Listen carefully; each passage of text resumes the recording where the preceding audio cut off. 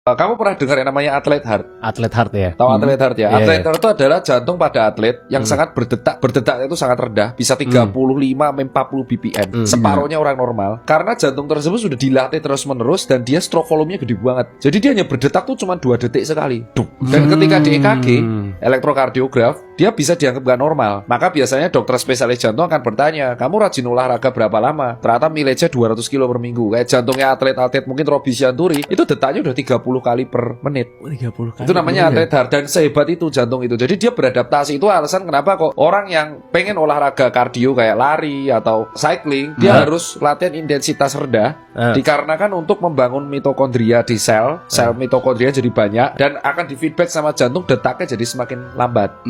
Dan ketika atlet heart ini misalkan atletnya pensiun dan nggak mau latihan lagi, otot jantung tidak semudah itu mengecil.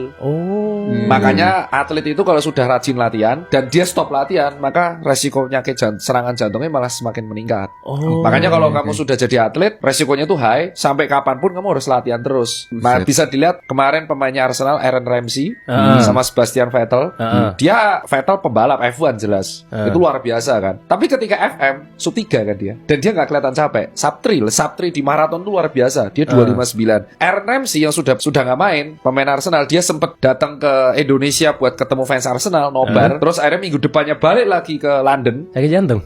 Enggak, tetap Sapri. Kutukannya ada yang mati soalnya tiap Oh kali iya, ngegolin tiap kali dia ngegolin orang mati kan. Kalau seandainya gue pengen transplantasi jantungnya Usain Bolt nih misalnya gitu. Gak mungkin. Transplantasi itu bisa dilakukan ketika ada kemiripan dari genetik dan DNA-nya supaya tidak ditolak sama imunitas. Taruhlah sama genetik gue akan punya jantung yang lebih baik nggak daripada yang gue Belum punya tentu, sekarang? belum tentu. Karena belum tentu jantungnya muat di ukuranmu. Karena kan jantung itu ada ruangnya, ruang perikardia di sini. Kalau misal jantungnya kegedean, jantung Usain Bolt pasti gede banget. Iya. Kalau ditambah nggak muat.